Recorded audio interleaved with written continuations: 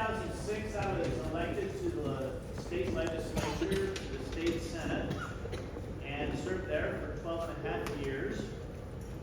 I was the Senate president for 6 of those, the last 6 years. And it also sent me some questions. Some of them have to do with the legislature. Do they know all these things? Do they know about homelessness? Yes, at a high level. Legislatures deal with issues from A to Z. They don't have time to get into all the details. Now, some legislators, like Representative Evelson and Representative Clancy, that you've heard about in the media of late, they dig a little bit deeper. But even that, you just can't get to the level of complete understanding as a legislature. There's just too many things to deal with. And as you know, and you've probably heard, they'll pass, like probably last year, 500 bills. And they do that within a 45-day period that includes weekends that they don't usually meet. So it's actually less than 45 days. They started the day after Martin Luther King Day, or Human Rights Day, and they'll end on March 7th.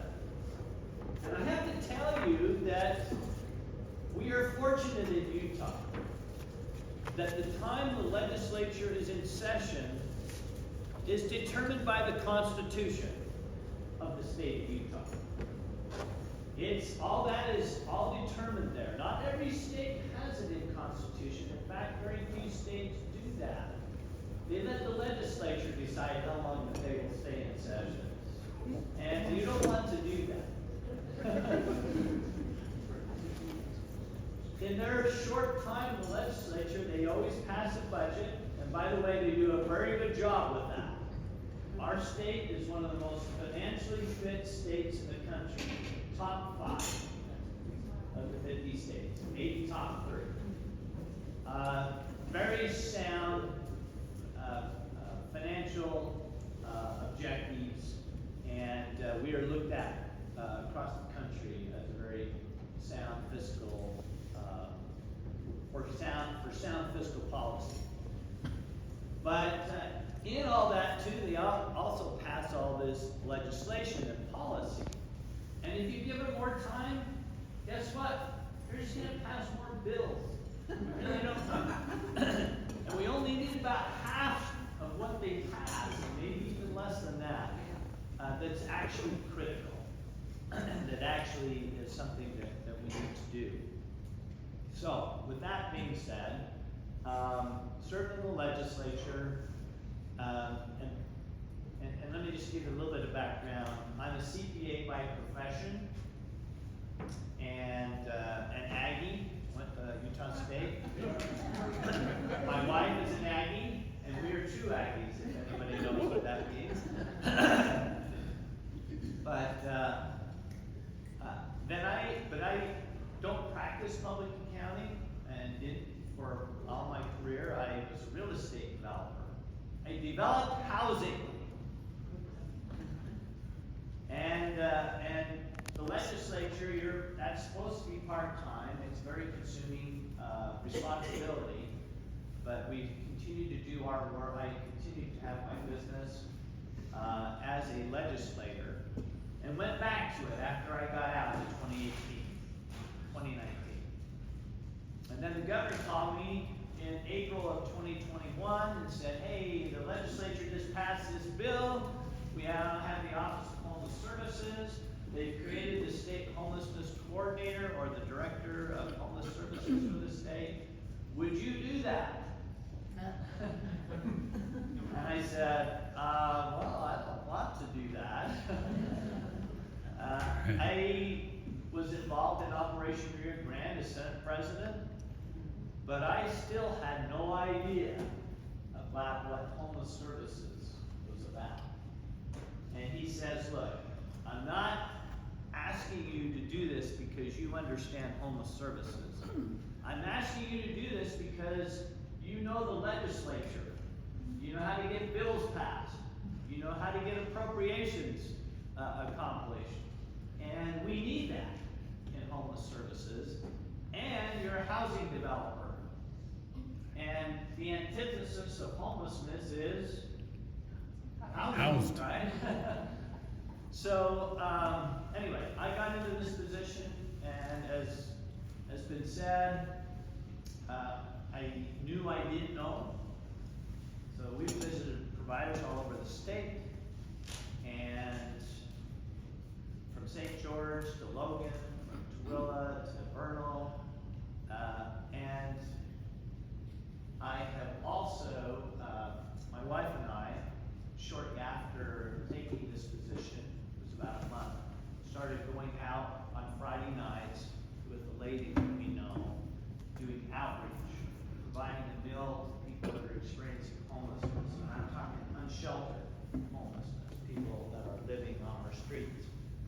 And we were there last night, or Friday night, and we had probably about 50 people show up for a meal, for some drugs, for some recognition.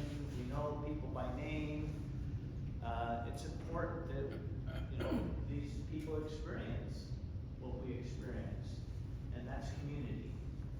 So that has been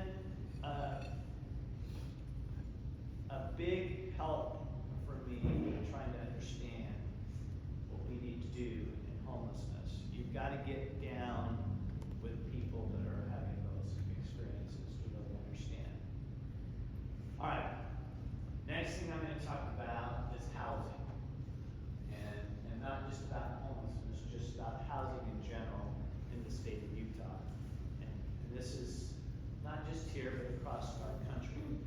And then I'll relate it to homelessness. Maybe I'll start with that part.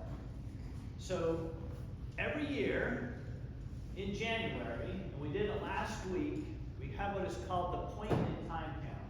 Anybody know what that is or heard about it? And what that is, it's required by HUD, the federal government, that if you receive federal funds, you need to do a point in time count in your state. So last week, early in the morning, I don't know if anybody participated, but I participated in Provo. Good job. We got up early in the morning, and we went out and counted people that are unsheltered, on the street. Done statewide, nationwide, on this day. We did it Thursday, Friday, and Saturday. We have a little app, and we record and ask some questions, and to get to know people, we ask their name, and it tells us how many people are unsheltered, and we get a count. And we also count the people that are in shelter, but that's easy to do because we require our providers, shelter providers, to keep track of people. So in the count last year, in 2024, the count was about 3,800 people in the state of Utah who were experiencing homelessness that were in our shelters and unsheltered. Now we know we don't find everybody that's unsheltered, so I always add a little bit to that, and I think we're probably about 4,000 or a little bit more. We'll see what the count is here in the next couple of months as we tabulate everything that was done last week. But I'm sure it's going to be at least 4,000, maybe a little bit more. And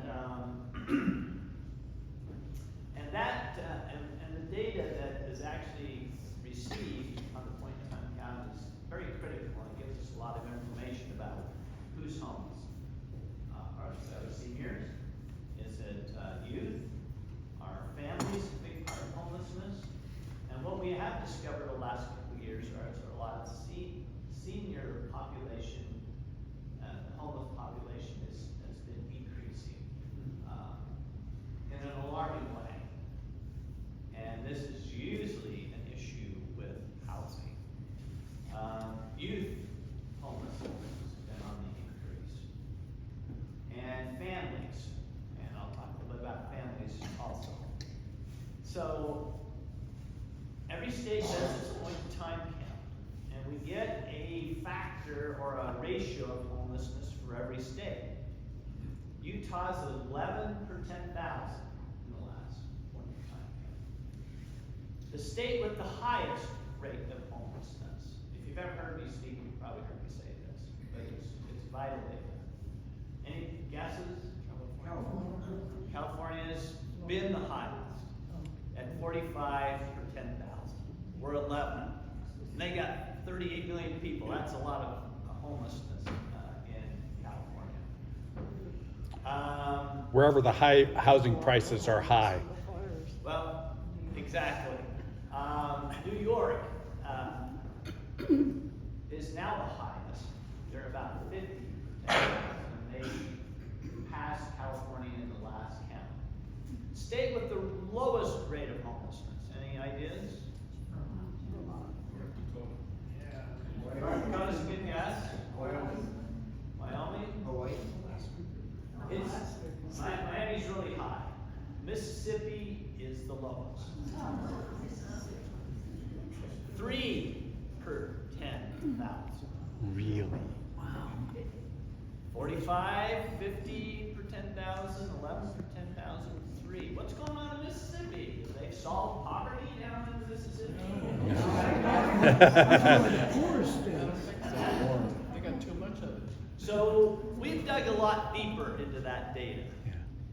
And what you find is that the lowest rates of homelessness in this country are in the South and Midwest. The highest rates of homelessness are on the West Coast, then the East Coast, then they're Intermountain West. Overlay the cost of housing on that data, and it matches identically. This is a cost of housing issue at its root. Is it the only driver of homelessness? No. But it is one of the main drivers of homelessness, the cost of housing. We are now the 8th most costly housing market in the country.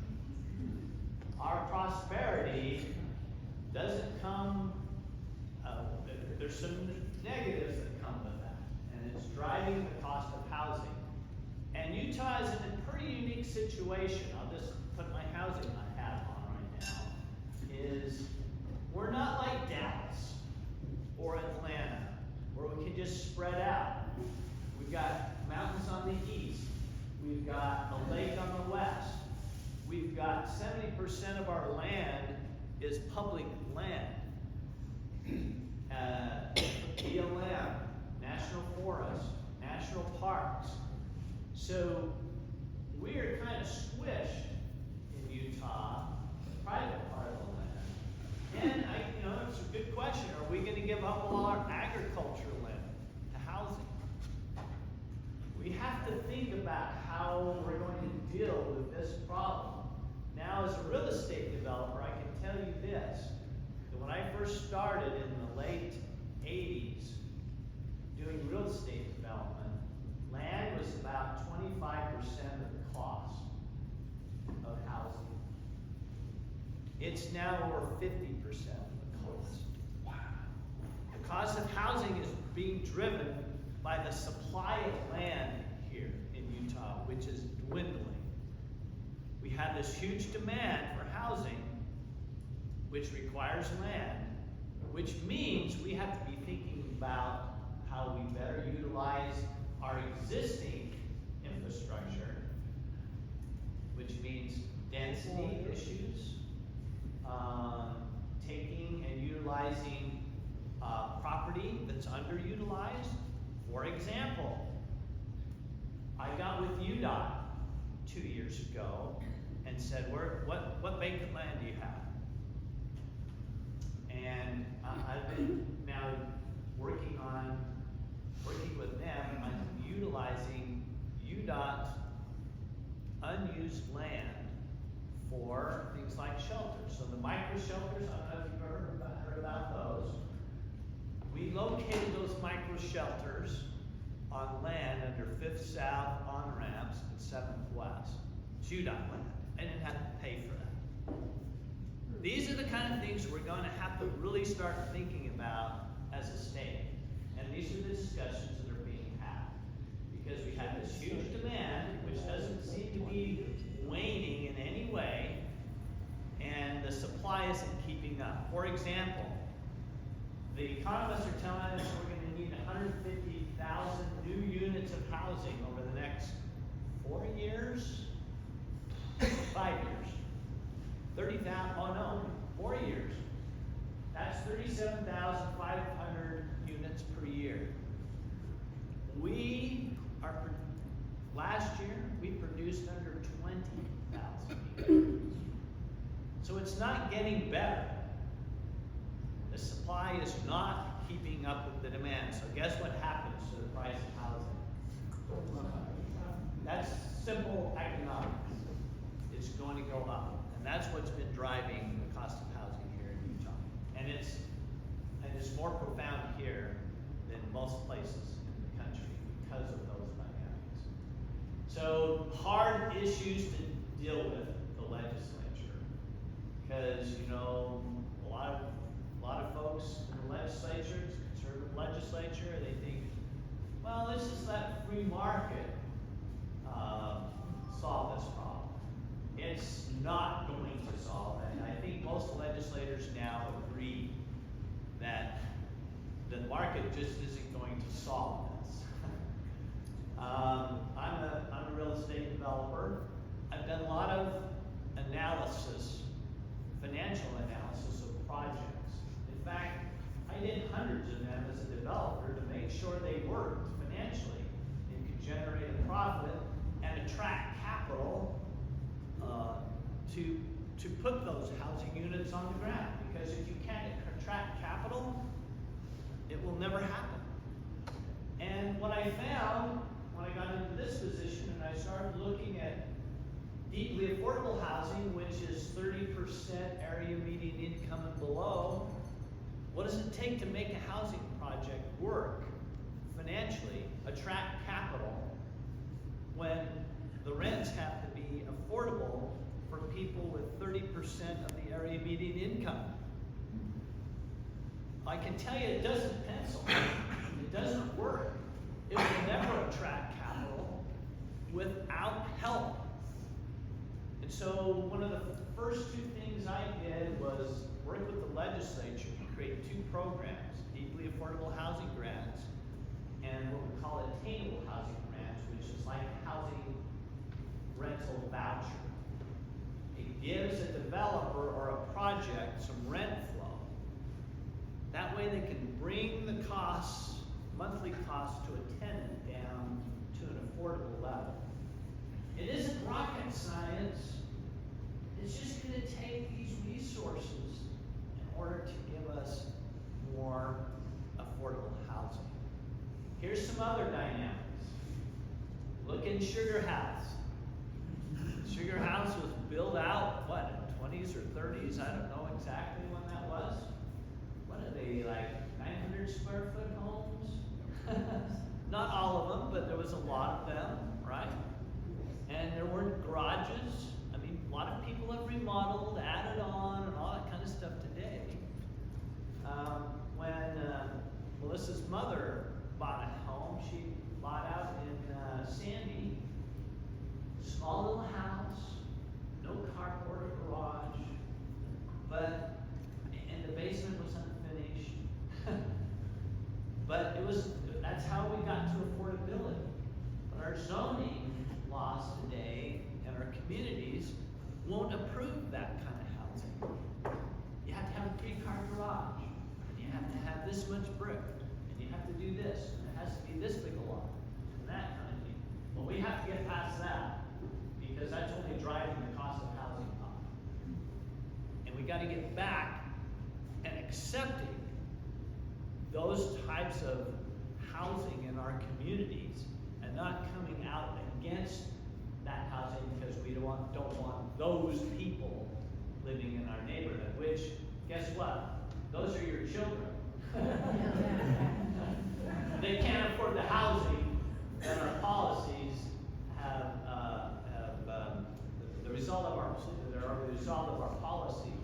We need to get back down to density, smaller houses, less expensive houses, smaller lots, and those types of things. Just because we don't have the room to grow and the land to be able to do that. So this is the housing issue that we face. And fortunately, the legislature has come to those realizations, but are struggling to figure out what to do about it. Some of the things we got passed over the last couple of years was the state low-income housing tax credit. So not only do we have federal low-income housing tax credit, the state now has a low-income housing tax credit. That helps, but it's not enough, because here's what the data is. The Kent Gardner Institute did a survey of housing across the state, and they found that we have a 77,000 unit deficit in deeply affordable housing. 77,000. The programs that I created with the legislature 2 years ago, and we got $100 million to administer those, created 1,538 units, which we're very proud of. But when we look at what we got to tackle, 77,000, that's it's a big number. And what that does, and I'll translate that, for every 100 households that fit in the 30% median income, there are 3 units that they can afford. 3 out of 100 households. Now that's if everybody was looking for housing at a point in time. Fortunately, some people have bought many, many years ago and are able to stay there. But what we're finding now is that the cost of housing, even with people with housing for many years, is creating vulnerabilities in our senior population. And in a lot of populations, and it just leaves people on the edge. So our data also shows that 10,000 people experienced homelessness for the first time in 2023. We don't have the 2024 data yet. So 10,000 experienced homelessness for the first time in the state of Utah. That's an alarming number.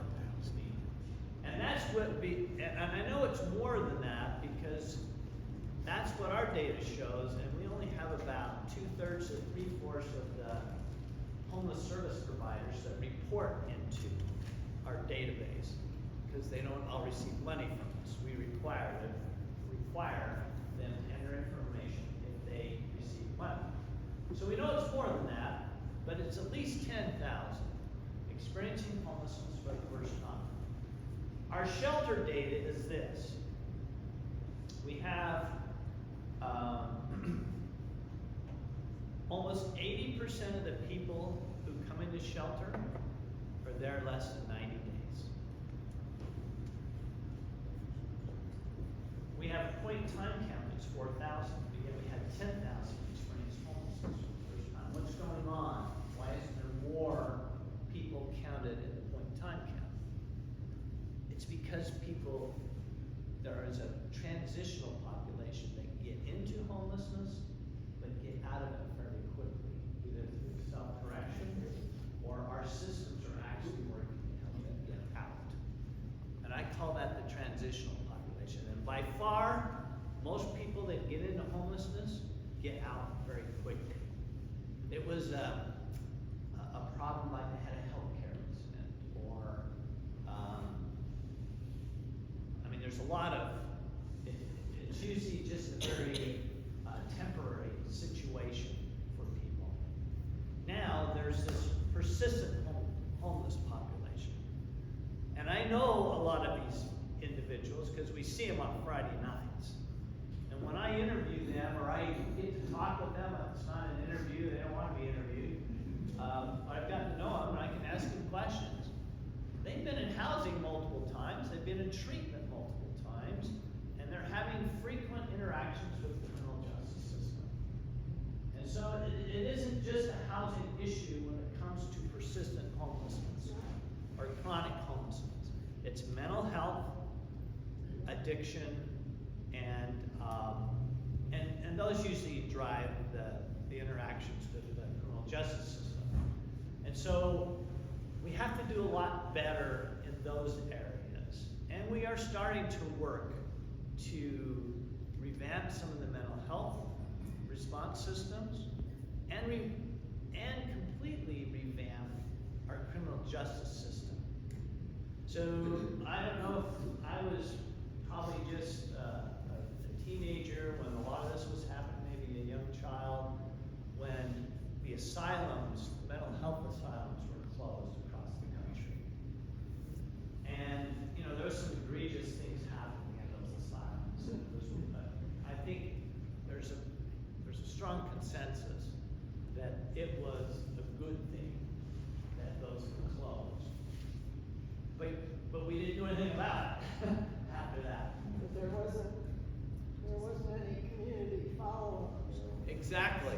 There wasn't any outpatient follow-up for people that were suddenly outed in mental health institutions.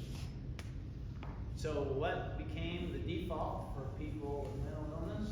Homelessness and incarceration. And you'll read all the time in the media that Los Angeles County or whatever county Chicago's in that their jails are the biggest mental illness institutions in the country. But they don't do a very good job inside an incarceration system. And Mayor Wilson, you know, was advocating to expand. It was on the ballot. I think everybody was aware, or should be aware of that.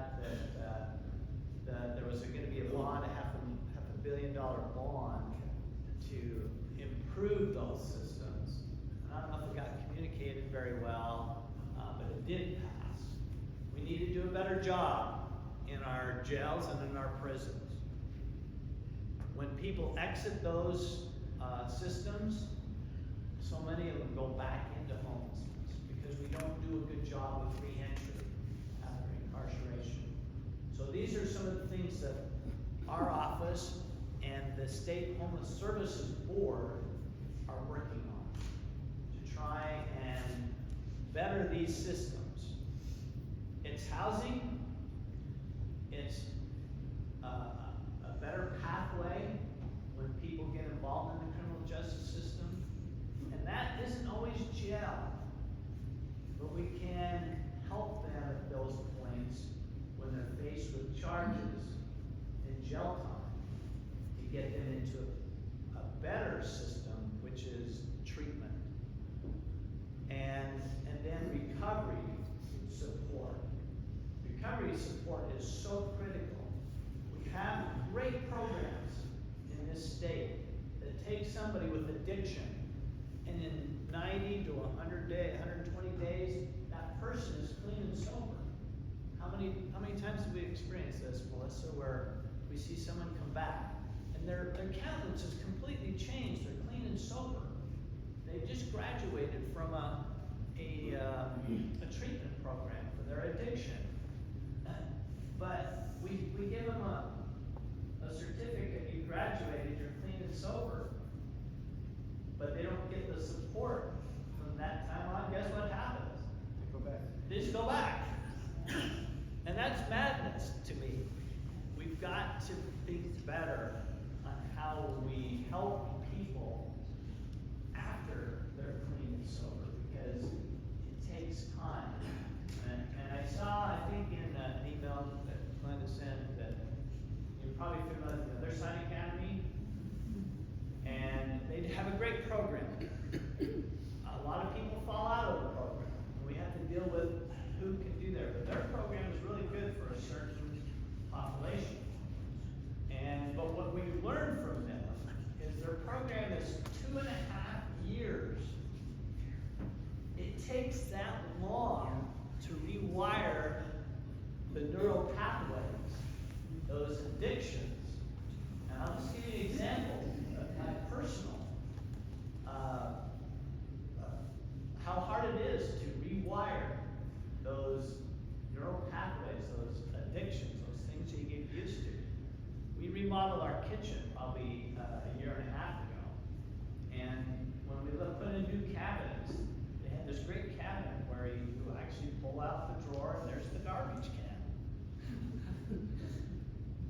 had it under the sink for 25 years. Guess where I still go today to throw away the garbage. I go over to the sink underneath there and I think, oh, wait a minute, it's over here. Even today. And that's been a year and a half ago. But that just shows us how long it takes to change the habits that we have, the addictions that we have, and the other side has recognized that. So someone in those programs are there for 2.5 years. We talked, Rocky and I talked just a few minutes ago about the Alliance House. And the members, when you're a member at the Alliance House, you're a member for life. And you can come back whenever. And you have community here, always. And, you know, it'd be good for them to maybe outreach to people. And maybe they do, I don't know the program completely, but I think they do a great job there. Is that it's going to take time for people to get that are in these persistent homeless situations. And then mental illness is a disease. Many people that are in mental health conditions are not going to recover from that disease. But there are ways to mitigate that. There's ways through drugs and therapy to get people regulated. They can have jobs. And Leah, right? I've read that in the incarcerated population, about 80% have learning disabilities. And so they get into jail and they can't maneuver, can't overcome some of those old learning disabilities that have kept them back in school or kept them off a job or whatever. And that's a big problem. Now the state, our office, and others are really starting to laser focus on reentry from incarceration. We need to go into those institutions before somebody's released and start preparing them for the time that they're out. And then when they get out, there needs to be some support until that person gets on their feet. And that's housing, job training, and just community and support. Because without that, we're going to be in homelessness. Yes? There was a bill discussed in interim session about someone who is close to being discharged from correctional facilities, getting them on Medicaid 90 days before they're out, so they're able to continue their therapy and their medications once they get out, instead of being outside and having no connections, no ability to get their meds refilled. Yeah. These are the kind of things that we need to do. You know, there isn't one thing that's going to solve it all. There's a lot of systemic issues that we need to address. Karen? So I'm pleased to hear your office is looking both at the housing, which is a little bit longer term, and then the delivery of homeless services, which is an immediate need. As you've been working, have you looked at models outside the state? Nobody's fixed this problem completely yet, but are there models outside the state that you've looked at that are promising as in terms of delivery of services in the shorter term? Well, Karen, we do. We've worked outside. We look outside of the state. I'll give you a couple of examples. But I do have to say that we hear all the time that such and such community solved homelessness. No. When you start to dig into it, no. Now they may have done, I shouldn't say solve, they might be having a program where they're really helping veterans, and there are veterans population that gone down. That's the most common. But the reason why veterans are having more success across the country with veterans is because the federal government funds that. There's a lot more resources if you're a veteran and you're homeless than if you're not. So it's important that those resources are there. Okay, so I'm going to focus on criminal justice for just a minute. Yes. I think something that needs to be understood that we see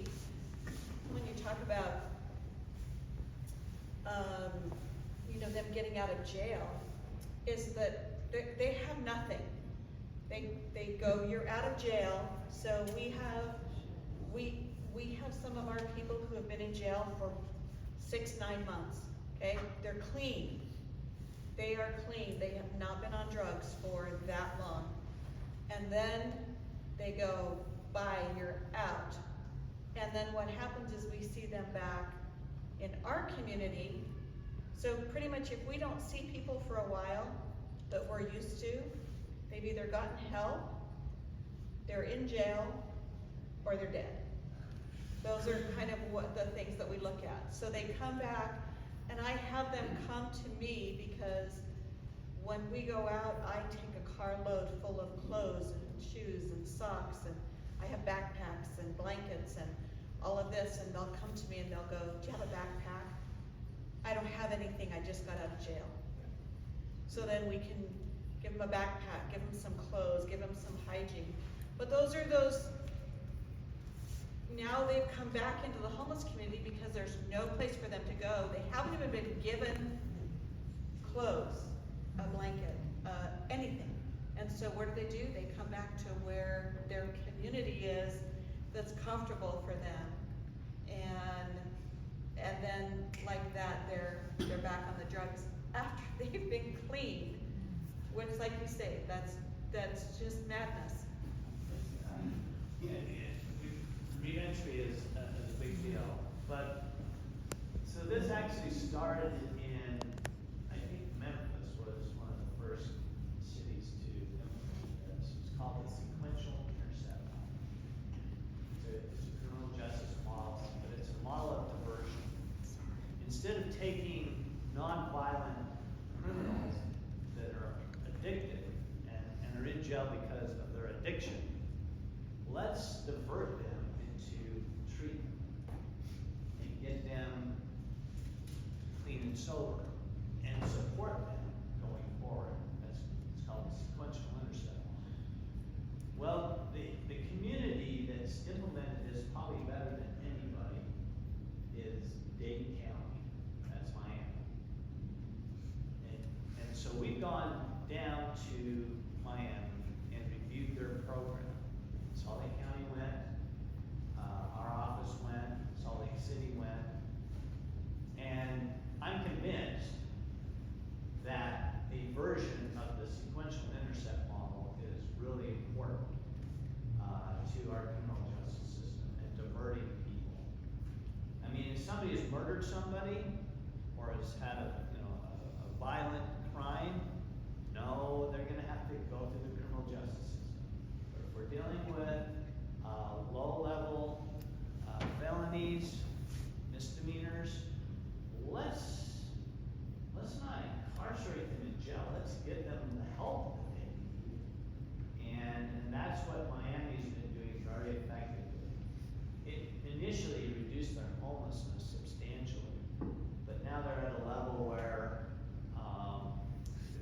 they haven't seen a lot of improvement, but they haven't seen any spikes either. But the sequential intercept model, there are 5 intercepts, and one of them is going into jail. Let's intercept them there. The courts have to be on board. The prosecutor offices have to be on board it's a time where they can actually, I hate to use the word, but leverage them. Because sometimes they don't want to get treatment. But now you have to get treatment or you're going to jail. And we have to leverage folks in a lot of situations because we have a lot that will choose not to get into this. But it's about having proper support and help. And it always includes housing, by the way. Because support is critical, the programming is critical. But if the housing's not there, it's not going to work. People living in a congregate shelter or on the street are not going to be successful with the right programming and support. It has to be the housing. But on the same, just the opposite of that, housing doesn't work alone. You can't just put somebody into housing and expect them to thrive without the Supportive housing is critical. Support, housing surrounded by programming. Programming like the other side can. Programming like Switch Point gives. A lot of our providers. We have so many successful models already here. They're very successful, and it's just that we let people fall into gaps, and we need to close those gaps. So that's one, Karen. We've been to Haven of Hope in San Antonio. You may have heard we're looking at some additional land for a campus. This is one of the questions I think Linda sent me is, what's our priority? Is it, we're looking at creating an additional 1,200 to 1,600 beds, shelter-wise, which I can tell you is not our priority. Shelters should not be our priority. I'd like to be able to close shelters because we have enough resources to get people into programming and housing. That's the choke point. And because we don't have enough of that, guess what I have to have? Shelter. So will the city become a realtor? The city? Yeah, if they Yes. build housing for, that's a big issue, isn't it? Yeah. Who's gonna oversee it? And they're gonna be, there are realtor or owners of housing and Usually what the city does, Salt Lake City in particular, because they have the most robust housing, responses. Most cities just don't have the bandwidth to do it. But Salt Lake City has, through RDAs and other, elements, so Salt Lake City by far does more of this than any city in the state. Helps with housing, but they help others create the housing and then deed restrict that property. So you can't raise the rents beyond a certain level for 50 years. Okay. Yeah, that's good. And that's better because I think public housing never worked very well either. And it's better, I think, if the private sector own those, but they give them an incentive to bring those rents down. And then nonprofits, by the way, I think are a great repository for housing that have the right program, like Other Side, like Switch Point. The Road Home, been some controversy over them over the years because they were kind of the shelter of last resort for people. But we all need to remember, they're the shelter of last resort. and so they're taking the most difficult people and not in other programs. And it's very difficult for them. But at their Magnolia housing project now, they've contracted with mental health providers to come in, and once they did that, that has settled a lot of people that are in that housing now. They're getting their housing and the support to go along with it. We have to have the support. They go together. The most successful models I see, Denver Street, Central City, those are very Medina Place, very successful. But it's because they have robust support and housing to go with it. Karen, I was just gonna mention one other thing, is San Antonio's Haven of Hope. In there. And it's not the be all do all. But what they're doing in the campus is very constructive for us as we think about what we do on a more centralized campus here. The reason why we're doing that is, because we went to scattered sites. And there's pros and cons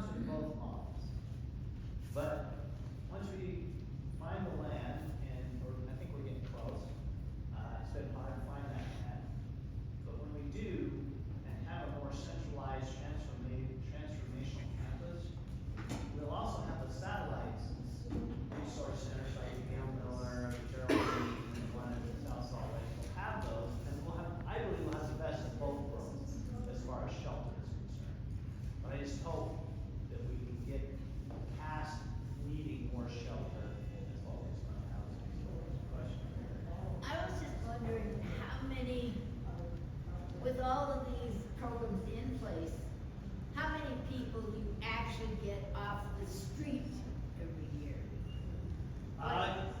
What percentage of people do you actually get off the street every year? So, that depends on what population there is. If there's a transitional, we get, I'd say 90% of those people back off the street. Because they've gotten into homelessness, and they're not dealing with a horrible addiction issue or mental illness, and they get back out of homelessness. We're talking about persistent homelessness, those people with those recurring issues. Chronically homeless. Yeah, it's low, the success rate there, but we have a high success rate when we get into the right kind of program. This kind of human-centered approach to homelessness, where we match what they need, the programming with what they actually need. We have a high rate of success there. It's just that those resources are, those types of programs, we need a lot more of them. Yeah. Yes.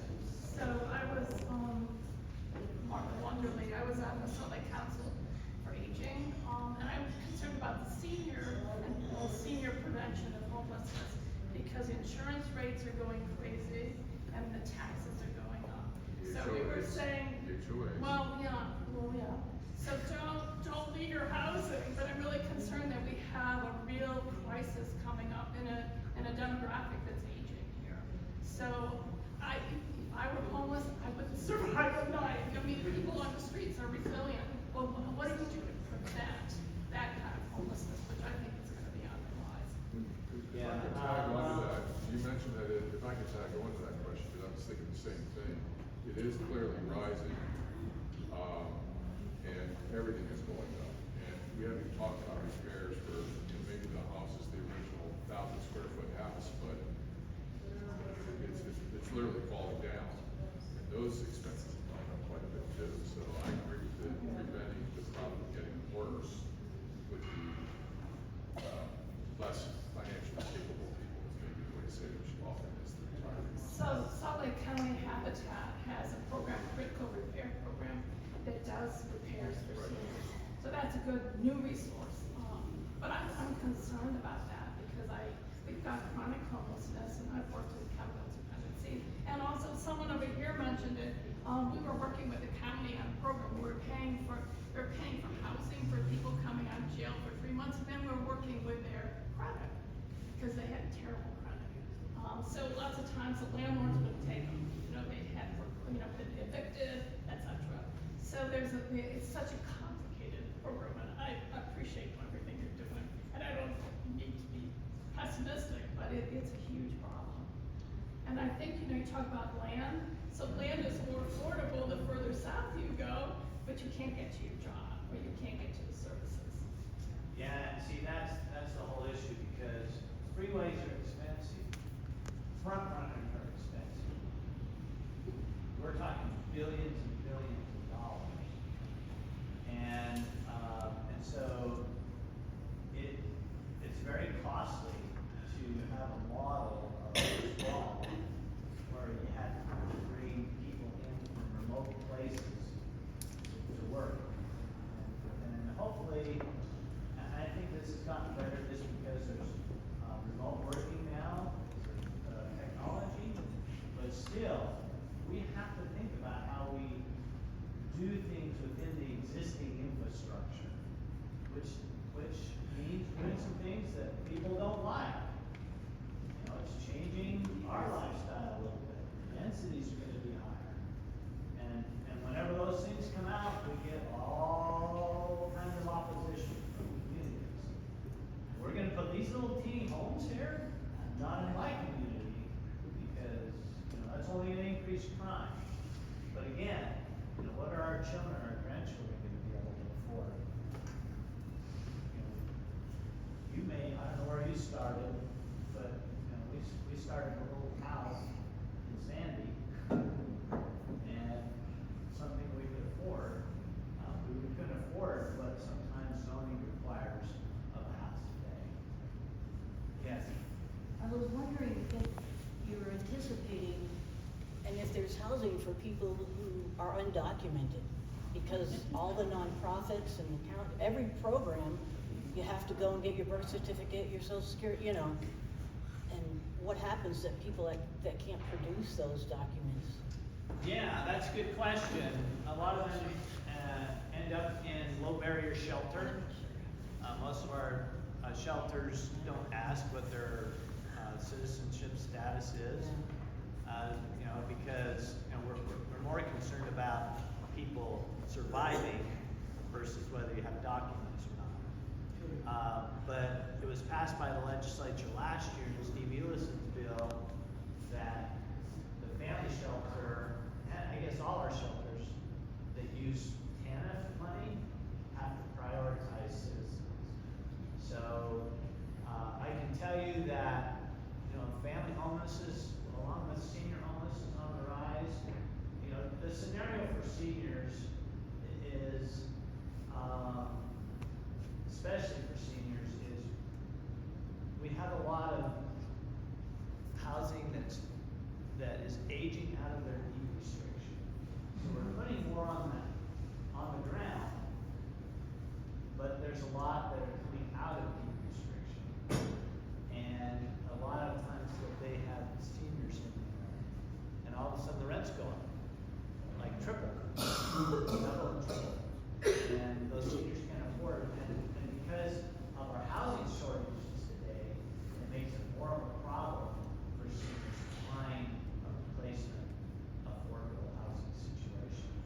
And we applaud Habitat and their repair program. DWS has some repair programs. But you know, it's real complicated. All costs have gone up. And it's a real challenge if you're on a fixed income. You've talked about land, what about the water? Because we're like the third driest state in the nation, or in a drought. Where's all the water gonna come from for all these units we need to build? Well, usually if we're doing water in particular, you're used to replacing agricultural land, which actually uses more water. The biggest problem with water is the irrigation part. Because when you use the toilet or the shower, it goes out and that water is reused. So that's a recycling issue. It's these xeriscaping stuff that we need to be thinking about, and how we deal with irrigation, that type of thing. But also, it's complicated because you have to deal with how that affects the groundwater. I don't know if you saw the articles about the Great Salt Lake, the big dust up with the BYU study. But you know, they're saying that the BYU study didn't include groundwater that's flowing into the Great Salt Lake. And that was a big contributor to the lake's health and its level. So, you know, Utah State did some work on that. But regardless, you know, climate change or whatever's happening is having an effect on, you know, whether we have water or not, depending on if we have a 900-inch year or a 300-inch year of snow in the mountains. And with our population increase, but really, just the population increase is not really the issue. It's how much lawn or watering that really has the impact. Wayne, you've described a lot of potential solutions that have been implemented. What are the, let's say, one or two that a small group with a little bit of money could make an impact and a noticeable impact on the big problem? Yeah, and thank you. It's one of the questions I know we needed to get to today. And let me just say this, is I know with the precious dollars that you have, that you want to be very judicious in using those dollars. And I can tell you that we have a lot of great nonprofits out there doing a lot of work. I wouldn't favor necessarily any one of them. What does it cost to put a tiny home on a site? Well, you know, probably $60,000-$70,000 if you're dealing with a tiny home that has a bathroom and that type of thing. There's a range, you know, 50 to 75 probably. The other side, Village, I think that theirs were upwards of $80,000. You know, it's a great program. What we do with housing with Switchpoint, what we do with the Road Home, Alliance House, all these, First Step House, all these are great organizations that are doing a great work. And if you want to incentivize more things that require capital, like housing, you know, those are the organizations that deal with housing. If it's, you want to get into operational, and support somebody operationally, it's not a long-term thing, you know, operationally, but we do need to operate these nonprofits. But we have a lot of great organizations, and I would be remiss to favor any of those, because there's a lot of great work being done out there. But you definitely want to make sure that you're dealing with those that have a long track record, because running a nonprofit is hard. It's a very difficult thing, and you know, they have to be everything. They have to be HR. They have to have all this. Somebody has a great idea on programming to help somebody, but they don't see that they have to run a business too in all of that. And so we get nonprofits that fail. There was one in Midvale that I thought was a great program on reentry, Flurry's Bakery, but they didn't take care of the nonprofit very well, and so they went under. Sadly, because I thought their programming was excellent. And you got a list of all of those? Yeah, our office, you know, has a list of the ones that we support statewide. Get that to. Yeah. If the cost of building materials, and I'm anticipating here that they may be going up, how do you keep the rents down? Yeah. Or is it just greed that makes the rents high? Well, you know, supplies are usually driven by, building construction materials are usually driven by demand, supply and demand. So, you know, Well, the demand is gonna be big this year. yeah, I mean, we should be creating 37,500 units a year, and we're doing under 20,000. And that pressure was only a price pressure for housing. And the need for more of deeply affordable housing grants, low-income housing tax credits, all that kind of stuff is going to be more necessary as those costs go up. You know, housing is, but we also really need to tackle, and this is where the legislature really could do some things. It's just that, you know, the law, they have to satisfy a lot of interests when it comes down to passing a bill, getting the votes that you need. And it's hard when communities don't want to have to be forced to provide affordable housing, but yet we need it desperately. The legislature knows we need it desperately, but when their constituency is saying, we don't want those people in our neighborhood, this is the difficulty that you have with housing. Yes. I'm concerned about senior homelessness, but I'm particularly interested in child homelessness, family homelessness. I'm so concerned about our children who are going to be our future, and we don't want them to grow up in an environment where they're going to perpetuate what they've grown up with. What would be the best way to help with family homelessness and for children in particular? Well, it's very core, it's housing. Yeah. But I'll tell you what, something, and I want to let everybody know here today what we're asking from the legislature for homelessness this year. And unfortunately, it's centered around shelter. The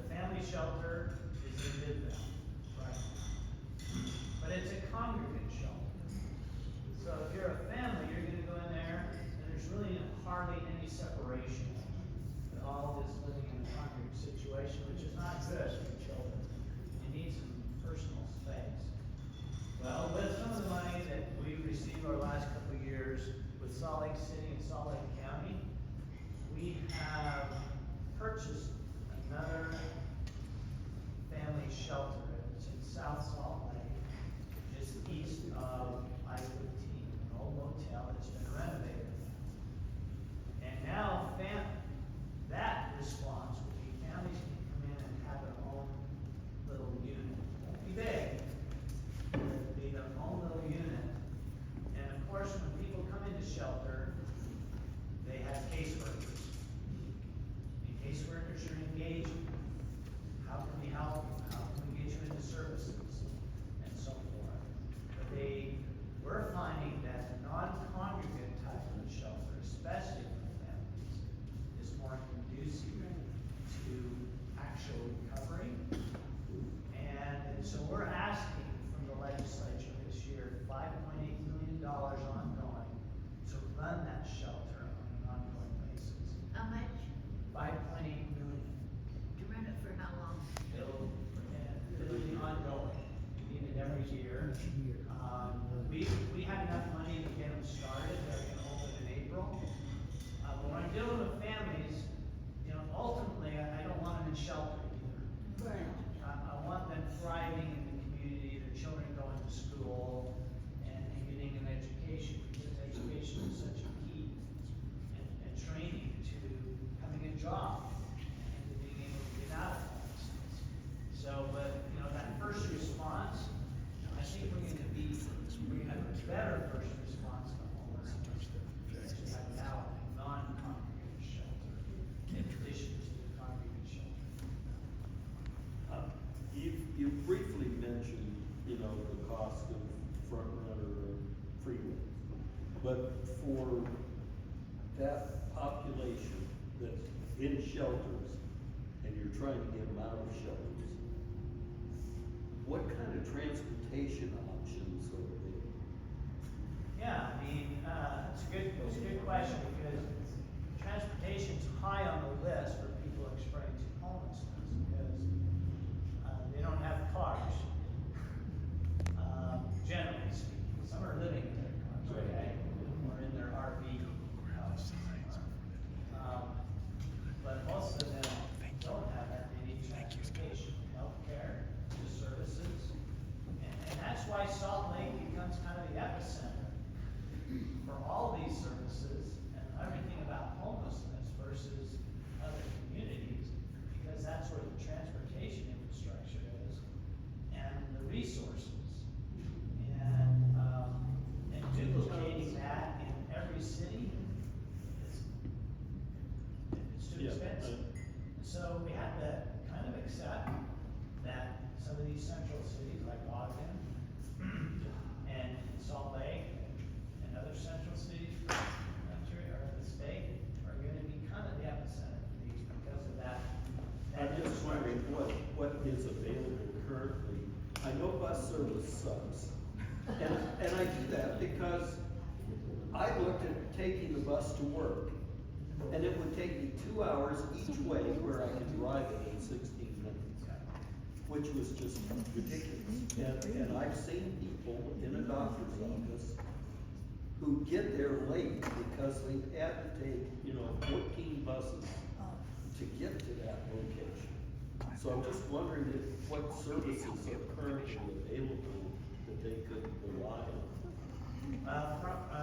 Front runner and tracks. Yeah, Both. but The geography is very limited. yeah, but are there services run by nonprofits that help with transportation that they could call? But there are some private transportation. So most of our providers, they have like vouchers for UTA, so it's what you put at UTA.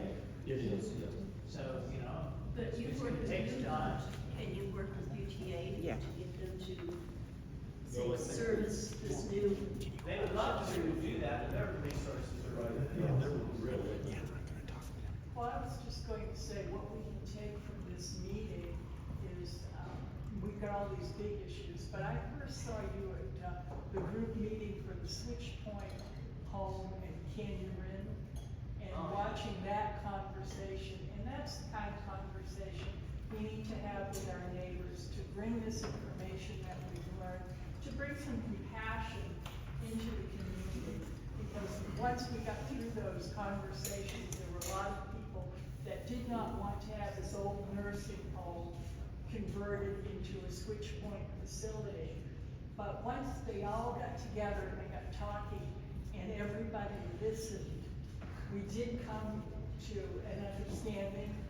It's up, it's working, no issues, but that's what we can do personally. when you're having a conversation with somebody, I was having a medical appointment, it was cold, and I said, oh, it's so cold, I'm so glad I'm not sleeping out in the cold. And I had a very frigid answer from this woman saying, well, they all have places to go. But that's the one thing we can do as individual Christians concerned about the homeless issues, is present it casually in conversation and advocate in that way. We can send our dollars, but we also need to, give our hearts and our support in the community so they can come around and support the legislature and support these things. Thank you. Did I miss anything, London? I don't think so. Okay. One very quick one. You see commercial space for rent just about everywhere, and it appears we've kind of overbuilt. Is there any movement to transform some of this commercial space into It makes housing? a lot of sense, except that cities have to be willing to rezone it to residential, and many are not. Thank you so very much.